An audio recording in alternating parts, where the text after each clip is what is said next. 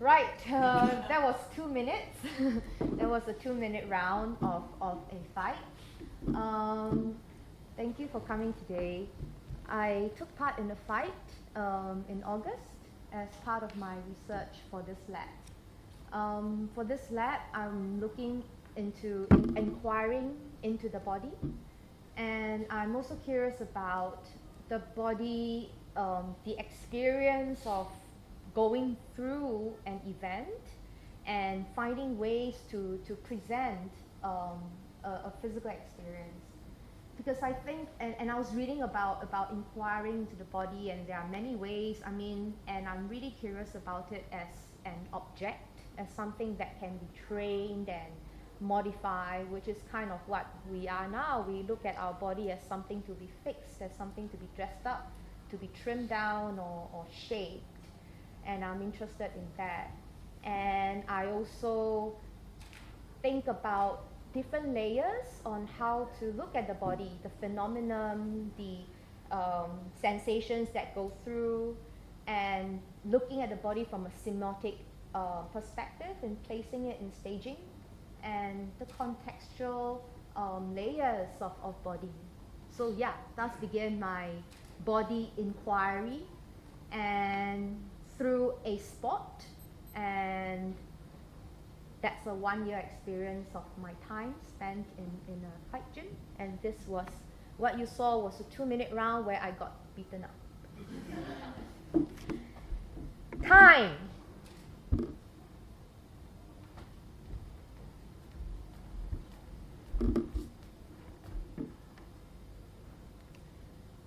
The body.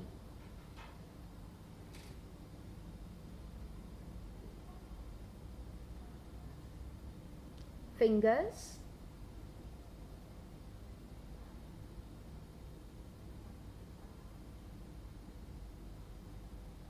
thumb,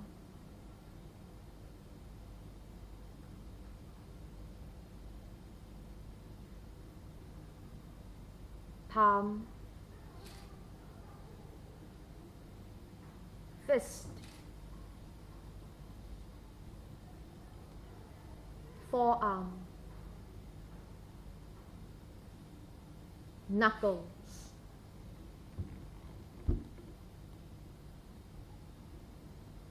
elbow,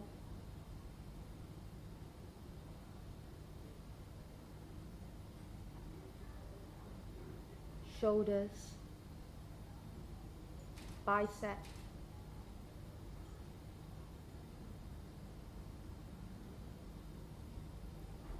wings,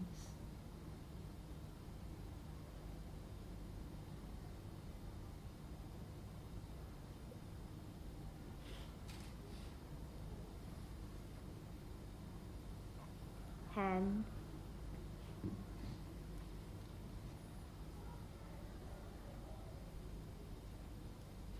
blade,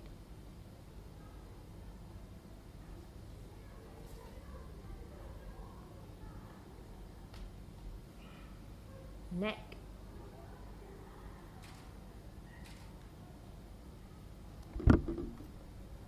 jaw,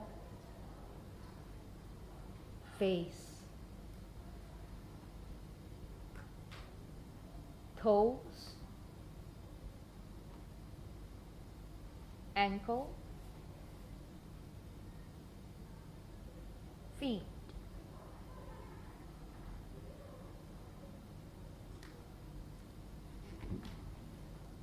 calves, knees,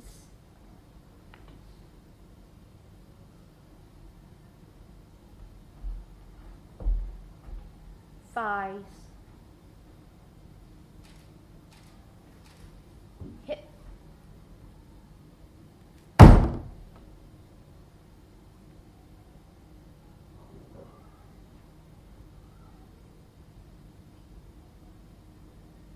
torso,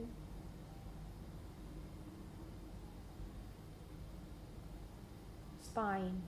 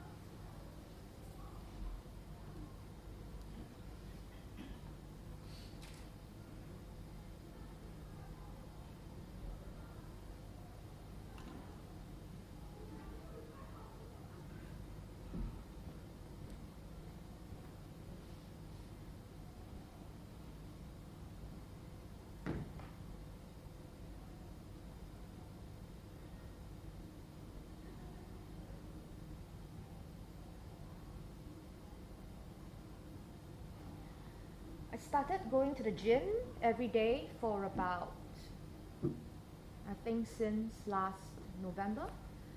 I think as actors, we are always wondering what happens if we train in something every day.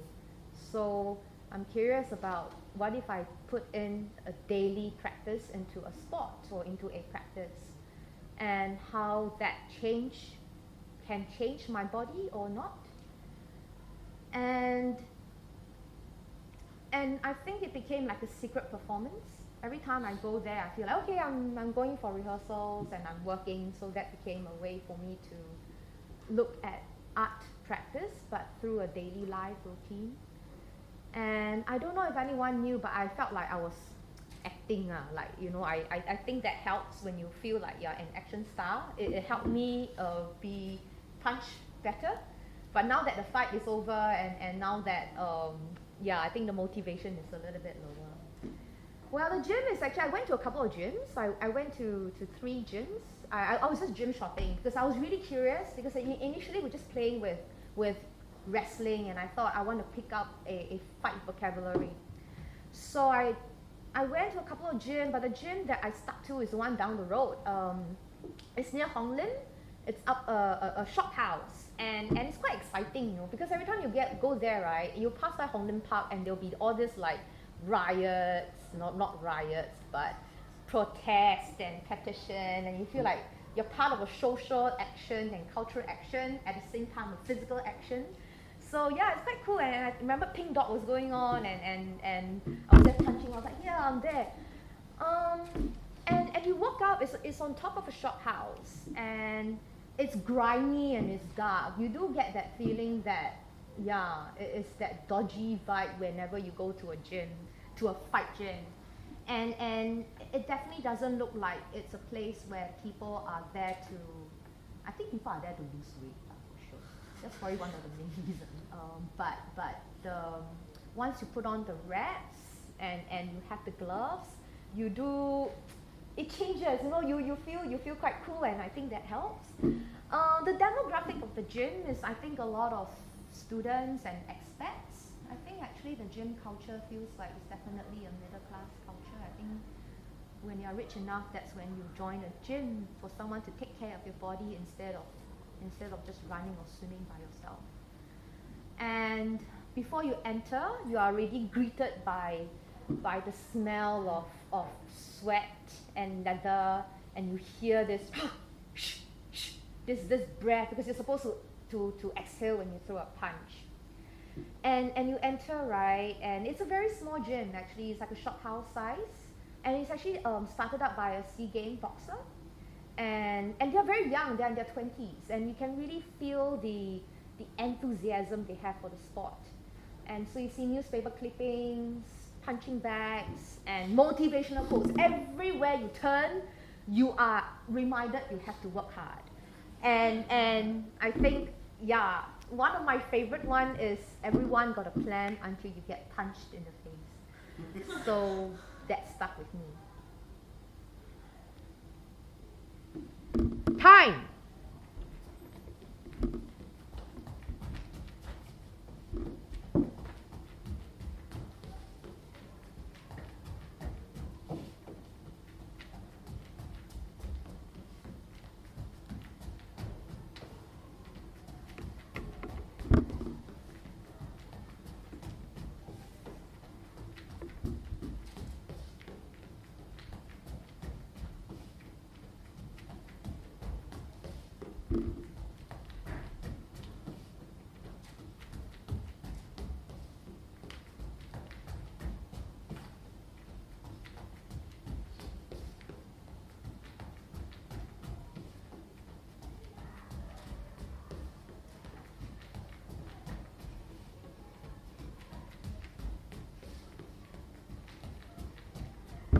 Can you sprint?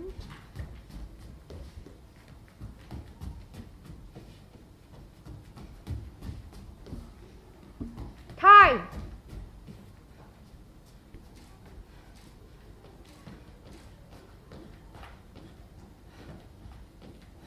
Go for it.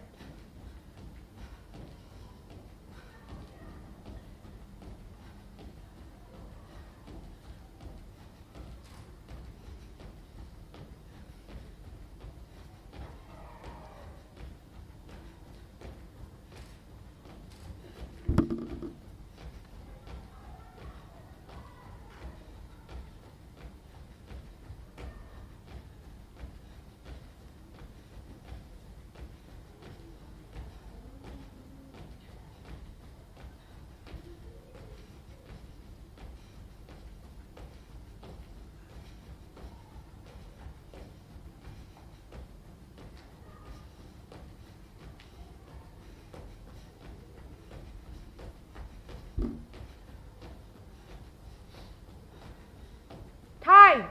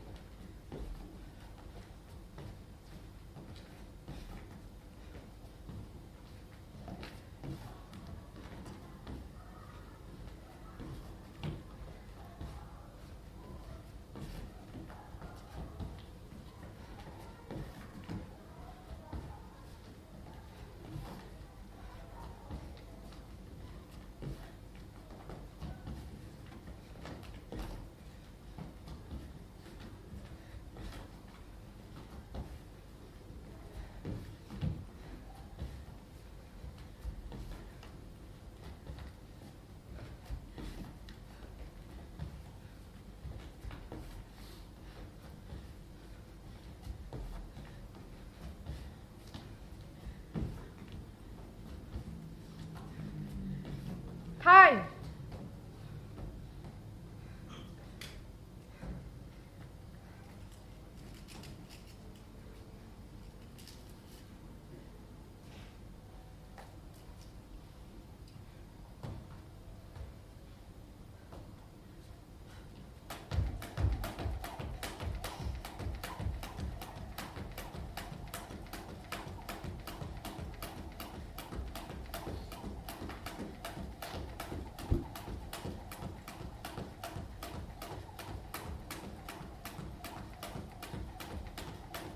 happens to a body after death? Initial decay. Externally, the corpse looks okay, but internally, the organs are breaking down. A process of self-digestion, where the body's enzymes contained within cells begin to go into post-death meltdown. Petrifaction. Bacteria that escape from the body's intestinal tract after the deceased has died are released into the body and begin the process of literally melting the body down. Putrefaction follows a predetermined timetable in nature, and after the first 36 hours, the neck, abdomen, the shoulders, and the head begin to turn a discolored green. This is followed by bloating. This bloating is most visible around the face, where the eyes and the tongue protrude as the gas inside pushes the tongue forward. The skin and hair falls, and fingernails of the deceased begin to sink back into the fingers. The skin tone becomes marbled. An intricate pattern of blood vessels in the face, abdomen, chest, and other extremities becomes visible.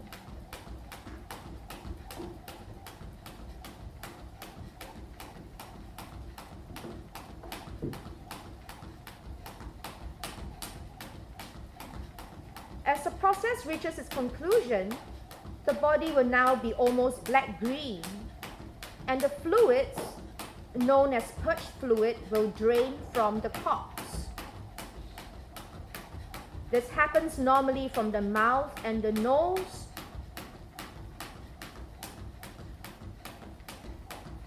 The last organs to give way to decay are the prostate or the uterus. 2 more minutes. Be aware that hot temperature will speed up this process, while cooler temperature will slow it down. 9, 8, 6, 4. Time.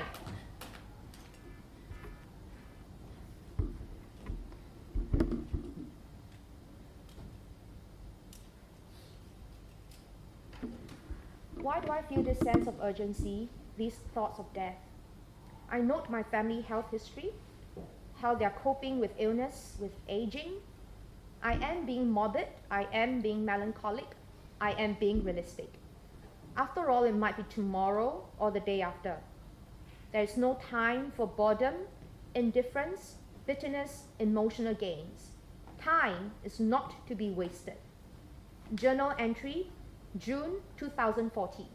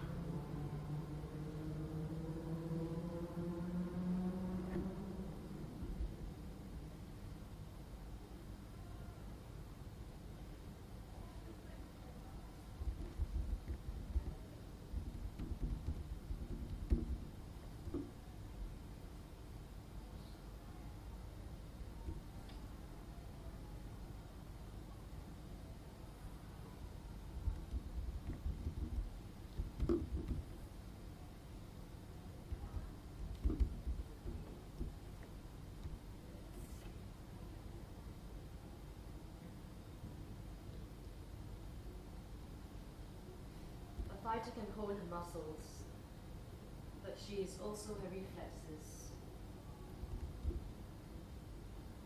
This body is growing perfectly, but soon it will grow dull. The reflexes are one of the first things to go. You will feel the strain.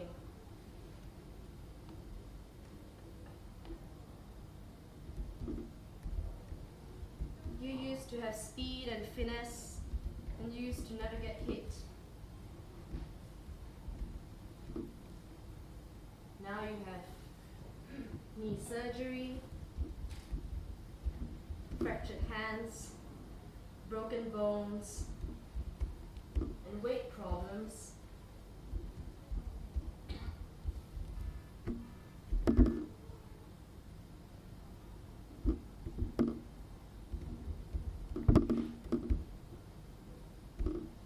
The younger fighter, their reflexes are sharp.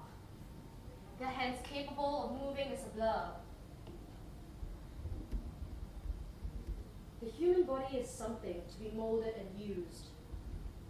A tool capable of taking punishment.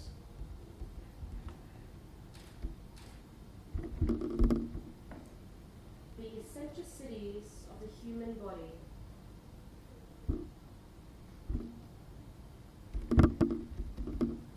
The human body is resilient. The internal organs can take deep, driven blows. The skull is thick. But one day, the body simply gives up. The body becomes disobedient.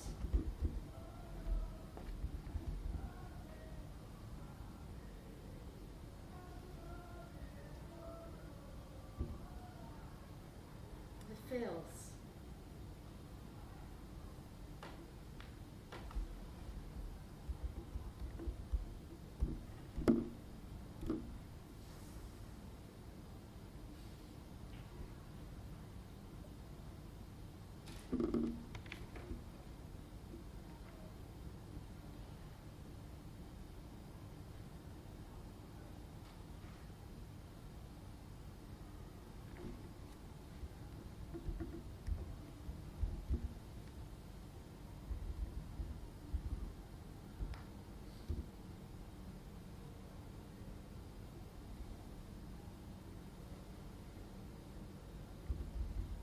Sometimes I peep at my mother,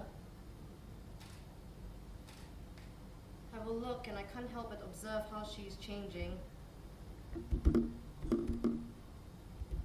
Every muscle in her body seems so weak that even sitting down or standing up is awfully difficult.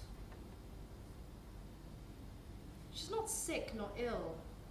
I just feel tired, she says. Inch by inch, part by part, she'll put her body down onto the bed. She looks so small, so fragile, like you can crush her into bits and molecular pieces just by resting a fingertip on her. She's so sensitive and easily destroyed. As she lies down in the hospital bed, I begin to observe that most people, even the doctors, seemed uncomfortable around her. They raised their voice a little, or didn't make eye contact, or spoke quickly. I could tell they were getting anxious about what she had become. We tried to convince her that it really wasn't that bad. Some were just there to be with me, but that didn't change anything.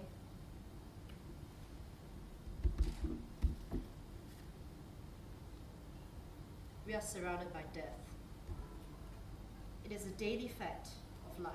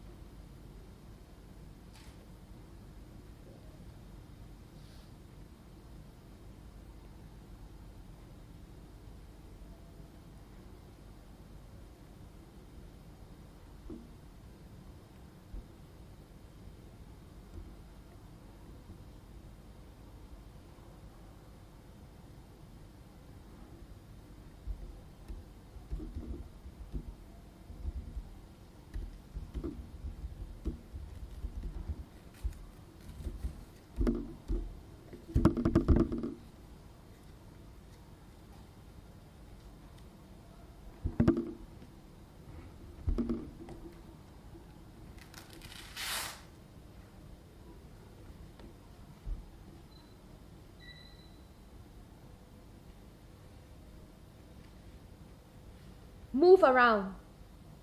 Sidestep. Don't stop. Faster. Find your way in. Weave. Slip. Bob.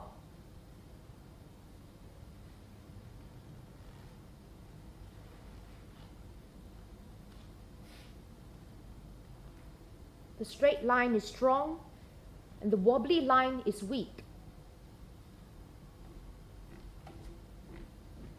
The power of the punch is not in the muscle of the arm. It is in the weight and form of the body.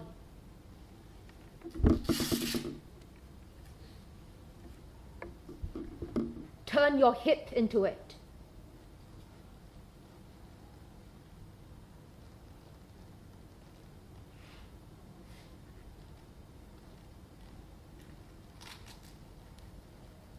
Move from the ball of your foot.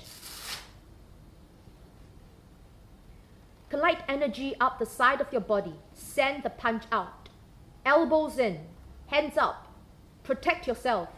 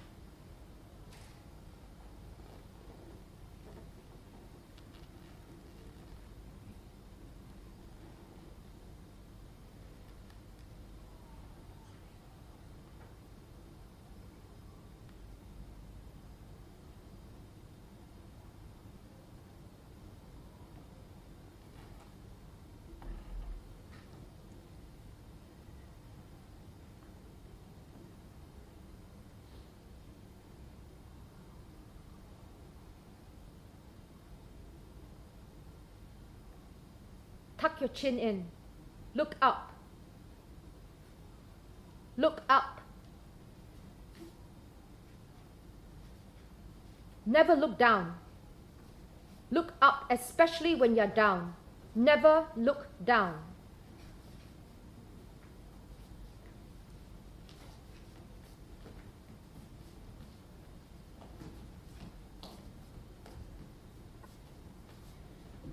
Never trust the smiling face in the ring. 10 push-ups.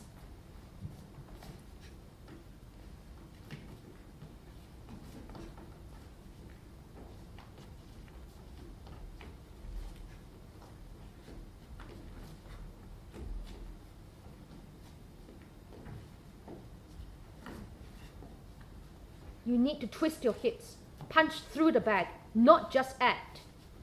Imagine you're cutting through it. Look. Always look.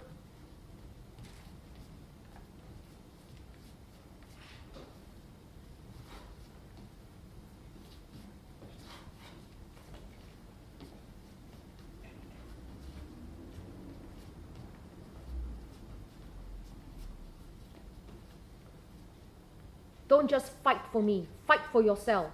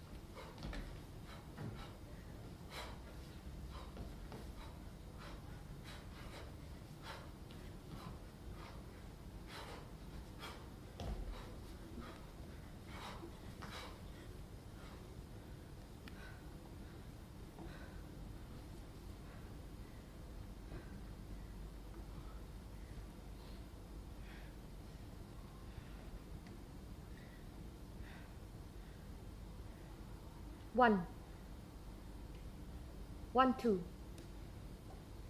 1, 1, 2, 1, 2, 1, 2, 1, 1, 1, 1, 2, 1, 2, 1, 1, 2, 1, 1, 2, 2, 1, 1, 2, 1, 1, slip, 1, 1, 1, 1, slip, 1, 2, weave, side step, weave, slip, 1, 1, 1, 1, 1, 1, slip, 1, slip, 1, 2, 1, 2, 1, 2, 1, 2, 1, 2, 1, 1, 1.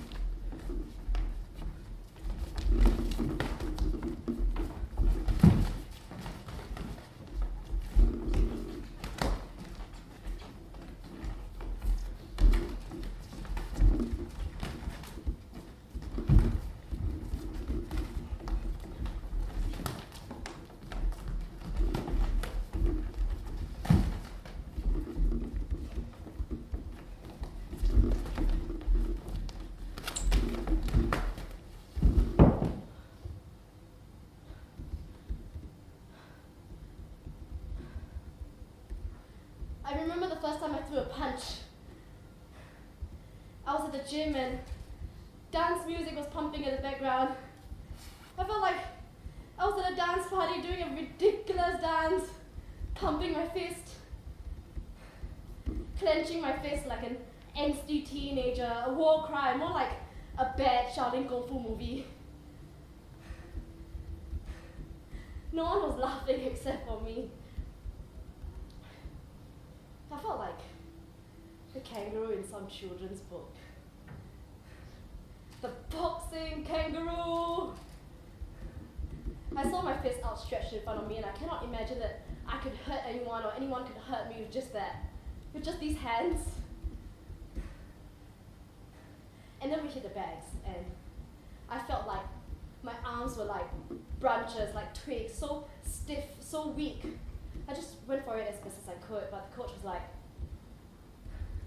twist your hips, turn your foot, punch from your body.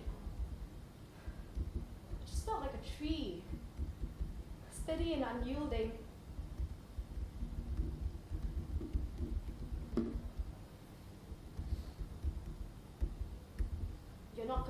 anyone with these punches.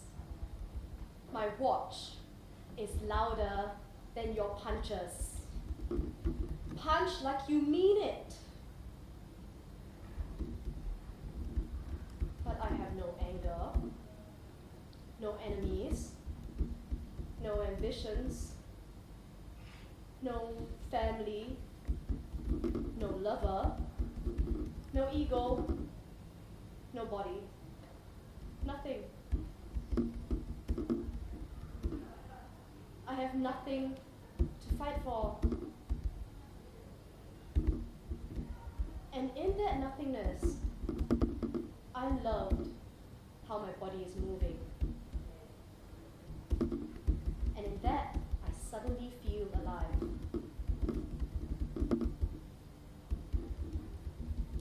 And then the class came to a stop.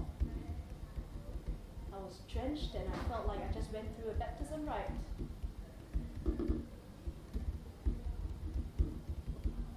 What was not my name? What was not my occupation? What was not my sex?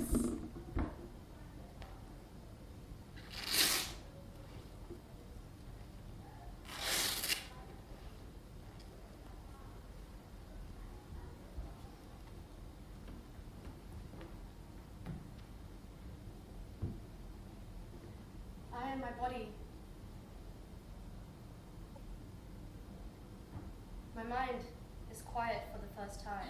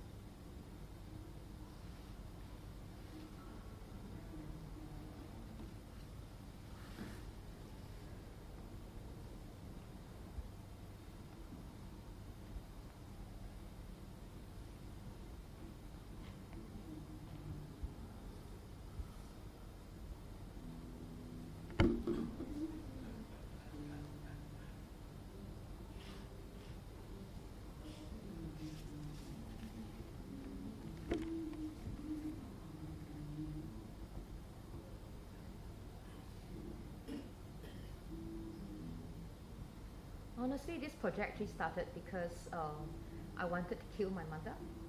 It was this intense desire to get rid of her.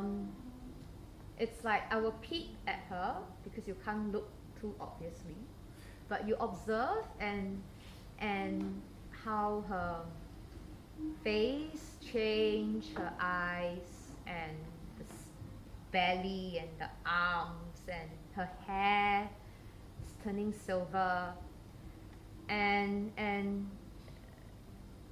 we look alike, me and my mom. We have the exact same teeth, we have the same eyes, we have the same smile. So when I look at her, I'm almost like, oh shit, this is gonna be me when I grow older. And we live together in the house, so it's really scary because there's to see and hear a reflection of you every day. And I wanted to get rid of it. And because I work from home, so I'm always in front of the desk.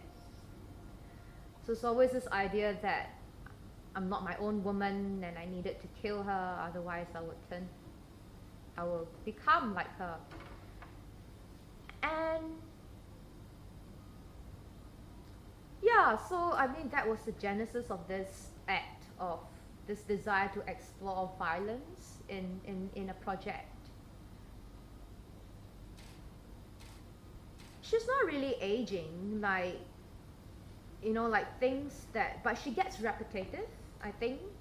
It's as if we need to repeat ourselves to affirm that we are valid, just like our habits or the routine we have. Like we must do it because your actions is you, and whatever you do, it defines you. So if you stop doing it, you might disappear. So you have to keep doing it to make sure and confirm your existence. So things that are important like numbers, days, time, dates, weight, height, things that will change, but I think that's why we keep performing an action, whether it's a sport or a particular line or buying the same food or nagging on the same thing, or yeah, just this routine to affirm your existence.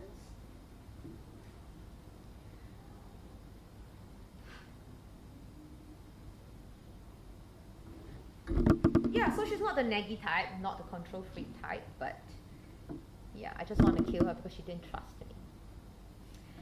So I decided to take up boxing because I really wanted to. I'm curious about pain, about death, basically. You know, like I'll used to get on the school bus, right? And I'm the first person to get on the school bus, so I'll sit right behind. And whenever I'm right behind, then this girl will come on, and me and my friend will always make fun of her. Like she'd come on and we'll be like, "Hey, mother just died." And she'll start crying, and she'll cry, and she insists on wanting to go home. And me and my friend will find it really funny, because pain and death was really funny then, because we didn't really know what it means. And gradually, as you come closer to it, you're like, okay. So yeah, I decided to take up boxing to confront pain and death. I got a medal for it as a certificate of participation. So I guess I'm certified now to confront my fears. Thank you. Thank you.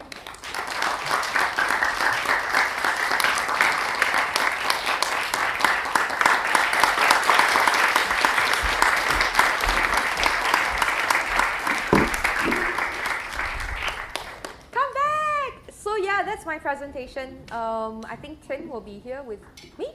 Yeah, Tim will be there with you. Yeah. Yeah. So today's, thank you everyone for coming for tonight's final presentation for Director's Lab. We have the final two Director's Lab team and Pat. I think now we just get a casual talkback session, sharing with the two of them. Maybe we're going to start first in Pat just talking about the process of the whole year. And just, it's okay, just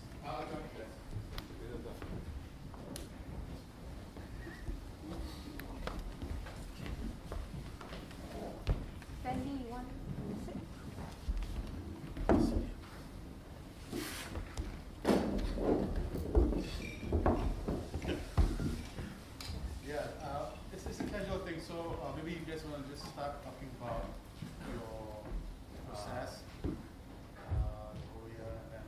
Okay. I start. Okay. Maybe start with you first. My project started a year ago, on and off lah. It's a 6 months residency, which means I get money for 6 months and then after that no money really, kind of thing. Essentially, I was exploring. It was a bit of navel gazing. I was sort of exploring this issue of isolation and this. We live in a city. We are flooded with information, interaction, and all that kind of stuff, but kind of alone a lot of the time. Facebook, social media, text, but we seem to lose that human contact quite a lot. And then I'm also very interested in the unseen and the things that fall through the cracks, that kind of stuff. And I was trying to think of a community or a type of people that would reflect this. And then taxi drivers came to mind because I drive. And the only time I take taxis is when I go to the airport or come from the airport, and I travel quite a lot. So I always wonder, there's this 12-minute period when I'm in a taxi with somebody else, and what is that like? And sometimes we have conversations. Most of the time I don't really want to have a conversation with them. And we all have these things where we say, the taxi driver torture me, talk. I just want to be left alone. I want to be SMS, and some put headphones in their ears and everything. And then I was thinking to myself, okay, so we survived 12 minutes of that, but this guy has to do a 12-hour shift, and it does it day in, day out, and what are their lives like? So that was what got me started, and I started to try and find taxi drivers who would talk to me. I started to record the conversations that I had with taxi drivers from the airport and to the airport, and I think that started to change my point of view because it forced me to get out of my shell. Even when I'm tired, I just see what I can do. So usually I end up asking, so how are business today? And that's fantastic line. They were like, then they start talking. And it's interesting, what came out was all these stories about where they came from, what their lives were like before, and I think what matters to them. So that was basically the inspiration for the piece, ultimately. Maybe Pat?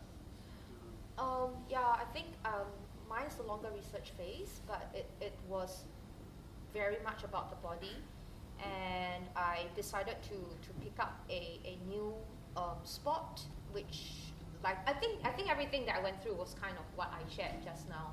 About I went literally to a gym, and I'm curious about the actors training, daily practice. But I also went to Indonesia, so that was really cool. I went to work with this movement teacher called Pak Prapto. And that was a very big influence because he was working around, I think, 60s in Indonesia, because Indonesia is such a traditional dance form, but he really looked at standing, sitting, walking, like really back to the basic of movements. So I was spending a lot of time with him, went there twice for about a month to 2 weeks each time.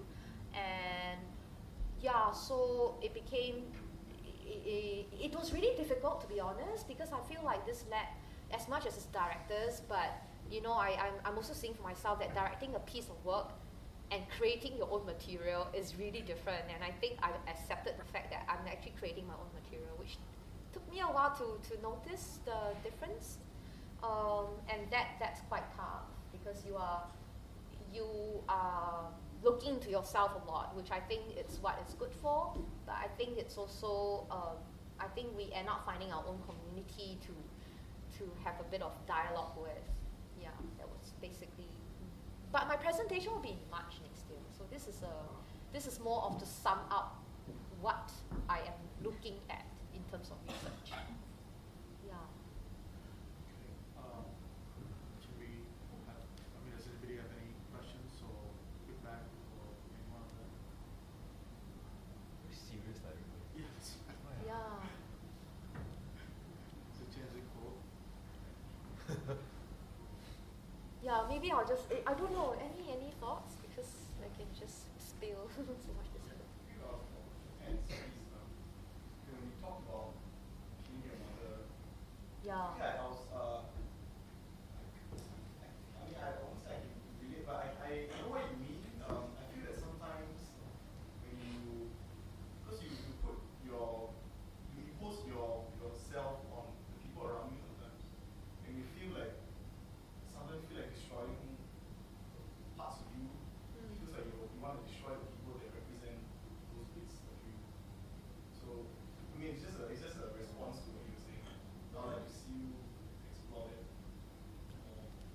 really quite hard because I think because some of you all would have followed through the longer journey and really accepting that, because I try to create characters. I mean, that's why I have Wan Jing and Jean. Like initially I was going to play the idea of mother and child, you know. But the writing, I began, so actually, yeah, a lot of dramaturgy has been coming from the collaborators themselves. So that has been great because I think I spent a lot of time in the gym, and after a while I'm like, wow, I'm like, shit, man, I was supposed to be creating my work. So when you meet actors, you're like, oh, okay. So it's been, yeah, that kind of, is it same for you? Yeah. You meet actors and then you're like, oh, shit, what do we do now? What have I been thinking of? I spent 1 year leh. Yeah. Actually, I think, I don't know, for Pat, I don't know where you have this, but I discovered a lot from my actors.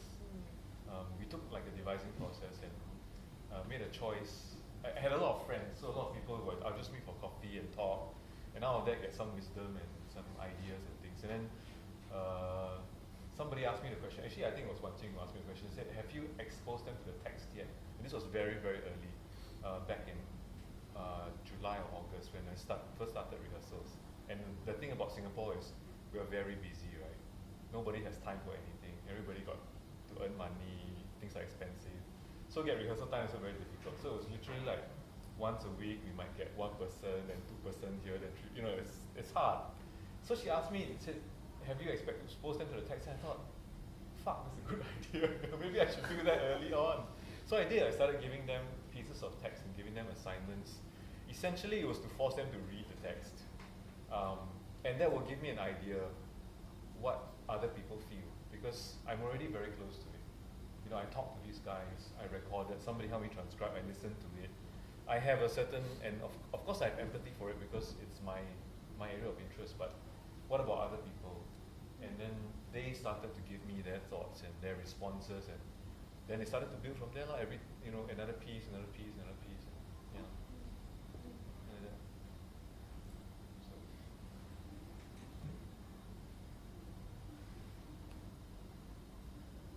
Thank you for coming. Bye-bye. Thank you. So Tim, what was the things that changed in the final presentation and what you thought of your own Wow, a lot of things changed.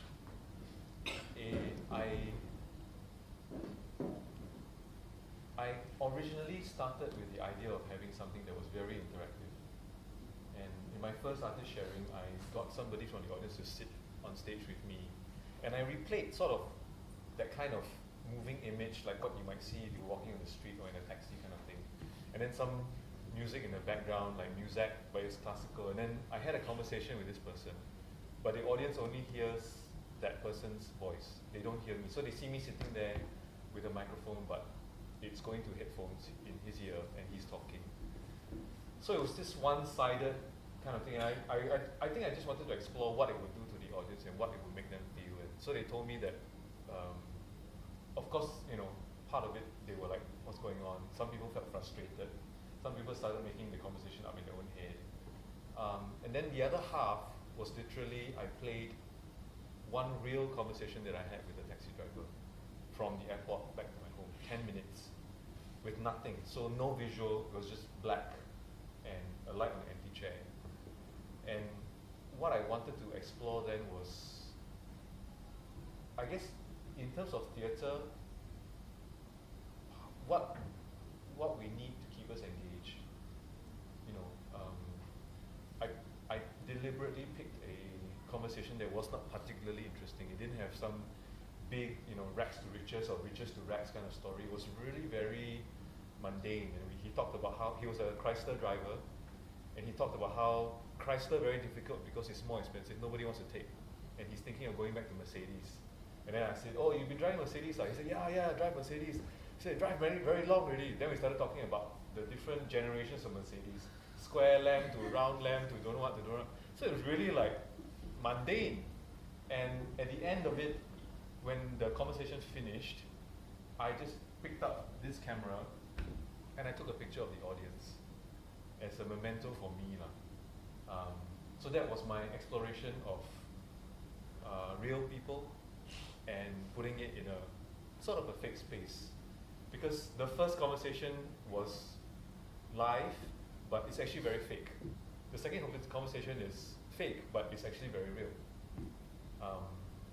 So the feedback I got from that helped me to understand how people think a bit, and I think it helped me to find clarity in what I wanted, what my own point of view was that I wanted to bring out, which is what you see in the choice of text that came out in the piece. And them facing the back and not facing you is just me being idiotic. It was an experiment. Yeah. Yeah, I think there's a very strong experimental, especially quality to the lab, because I think initially, I don't know about you, but you know, when you write a proposal, you're like, wow, I see this show. Very sweet. Then as it goes on, because I must admit, I think 1.5 years is quite an endurance. For sometimes you have a spark of impulse and you workshop it, and it just workshop it to I don't know. It's quite hard to maintain that stamina to a creation. Maybe I'm also learning how to be more methodical about it. But yeah, so I think, but the form of presentation for me is getting interesting as well, which I'm discovering, because aside from the show, how can I make a sharing, a presentation, into a, because it's that line between, if I'm questioning daily practice, whether it's walking or boxing or something, a sport, how then can we perform a daily thing? So the idea of presenting and just speaking for me began to take another layer of quality, that maybe a show need not be a show.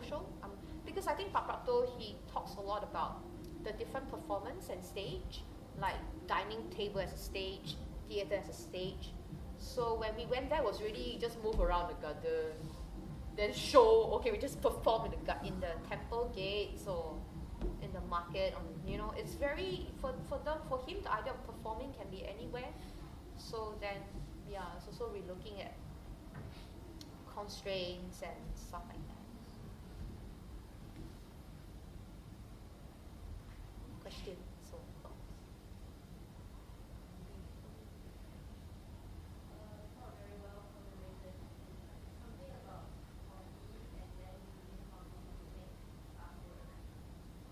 I'm not saying boxing is a hobby, but in general, my question is like, if you had maybe a few activities you would do, why do you pick boxing? Or maybe another question. If you didn't choose to combine boxing directly, then would it be harder to start a new hobby when there is something years old? Because I also find it like a life passion. Like if I start a new hobby and then I just enjoy it as a hobby and think about it as work. But how does it affect your enjoyment of boxing that you're also working on? When I know I'm doing it for a project, Or any comments you have related to or I don't know if you think that it's not boxing will be something you do the whole time. no, I think it's definitely a hobby. It's something that I was very, very clear that I picked it up for a show, for this project, because I think, I mean, the time is long. I'm also thinking how to be fruitful about it other than conceptualizing. So I thought to do something, you know, to find, then do it every day. So that became a physical practice for me. And I mean, I think also I have this thing about walking, which I'm like, okay, so it's a daily practice, and how can I bring my body awareness into that? But more and more, I'm also quite curious about how to make an experience into a performance, because the idea of, say, going through, if I go on a pilgrimage or I work at McDonald's for a month, and then that become my process to, because there's so much about method acting, you go method lah. So for me, that is my secret performance. So I really, when I was there, I was like, wow, really acting, boxer t-shirt, and I had my own, it was quite fun because it was like my own secret performance, you know, and I knew it was an act. I'm not going to be, I hate boxing. I mean, I don't like to beat someone up, and that's something I discovered about myself.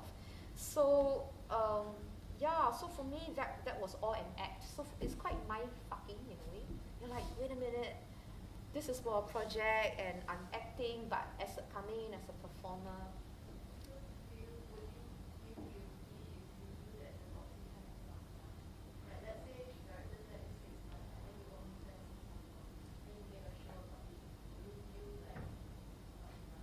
Of course, I mean, I feel that a part of it will be cheating, and I did wanted to get real boxers in, which I tried for the last presentation where I had a boxing coach in, and so that brought in a different dynamic. Yeah, I mean, I'm also playing with, and do they need to be boxers if I don't tell them, if I don't tell the audience? So it's also looking at how I transform personal experience into a perform experience. I think it's a bit conceptual because in the end we just want to put up a good show, and I think these are research questions to at least make your search a bit more interesting for yourself.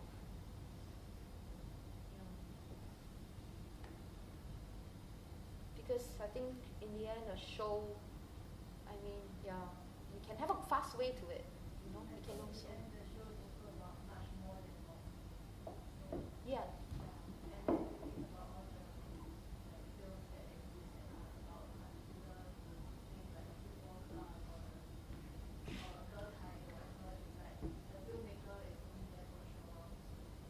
But actually, other than the boxing, right, I was actually quite curious about sports as a performance and the repetition of it.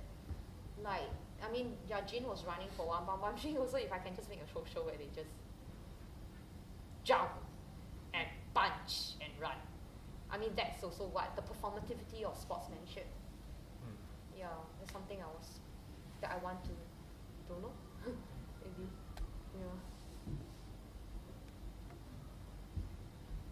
I think we have time for Yeah. maybe just one more question. I'll come back. Anyone?